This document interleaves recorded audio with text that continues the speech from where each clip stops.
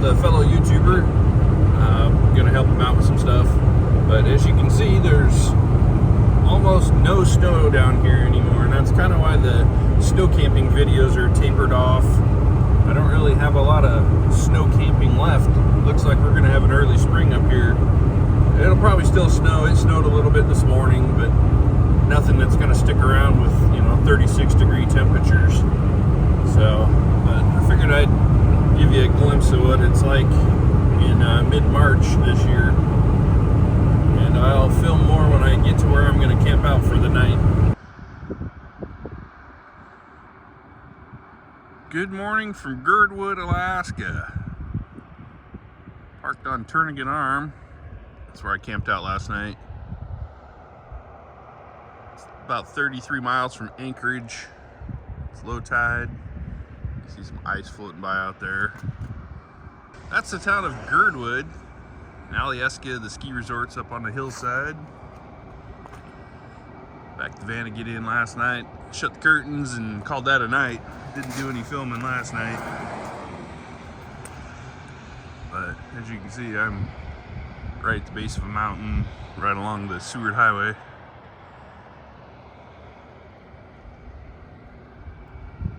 I'm gonna go make some breakfast. I'm hungry. Breakfast is cooking. As you can see, that's a scrambled egg made in a mini waffle maker. It's not quite there yet. Almost.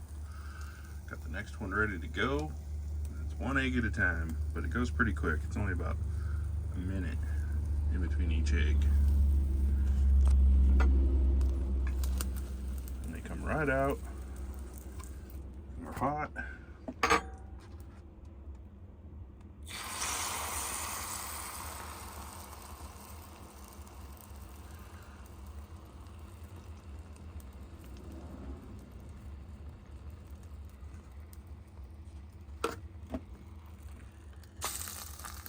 Close the lid, and a minute later, breakfast is served.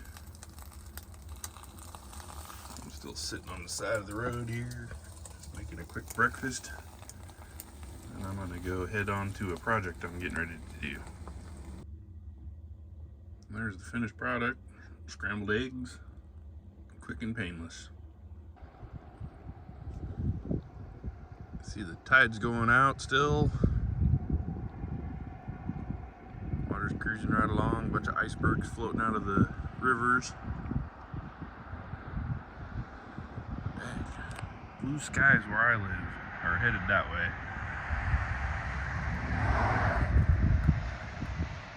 Thanks.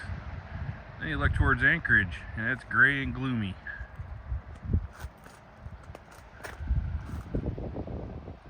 Got the Vanagon. Not the top. The top goes way up there. Anyhow, I'm gonna get on the road.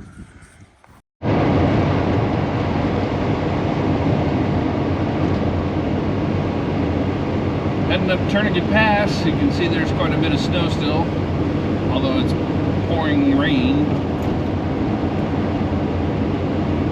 And the Vanagon's having its Vanagon syndrome moment again.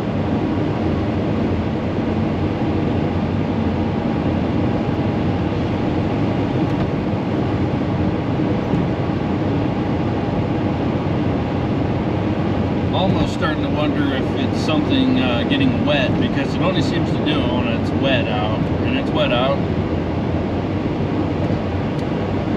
So I gotta check and see if I've got a vacuum leak somewhere that I haven't found, or something electrical's getting wet. I still think it's something electrical though. You gotta shut your key off to get it to reset.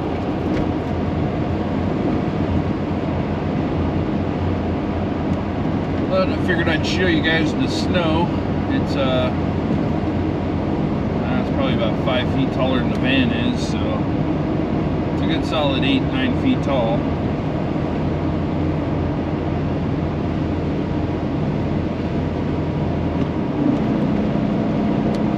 Usually cruise up this at about 55, even though the speed limit's 65. Right now I'm doing 40.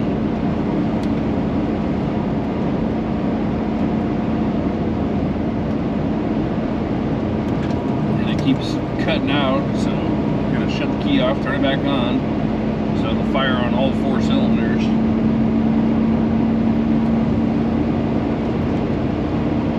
Just started doing this again last night when I was driving up here to Anchorage.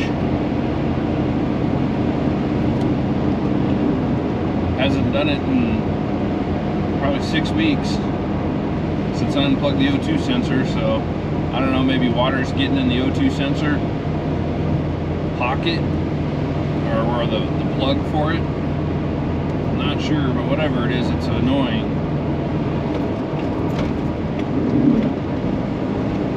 I'll be getting a Subaru swap this spring if it keeps it up.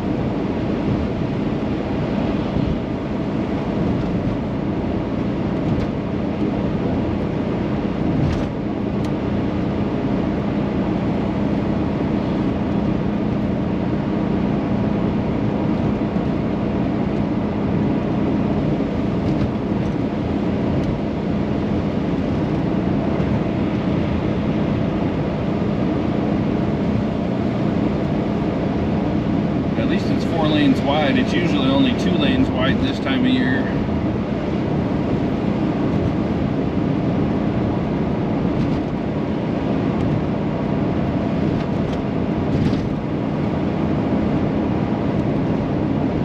That was really running like garbage down at the bottom. It was shaking so hard, even if I reset the key, it was shaking so hard it felt like it was running on 2 cylinders. And then it burnt through that. I don't know if it had a foul plug or what it was doing.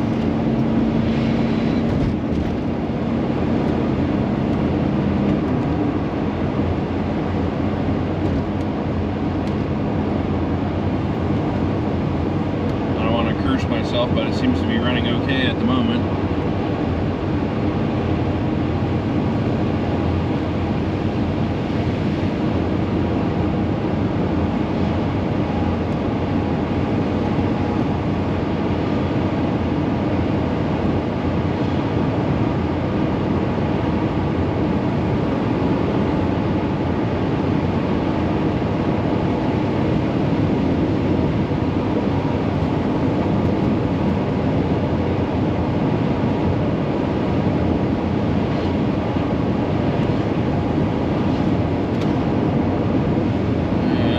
Top of Turnigan Pass right there.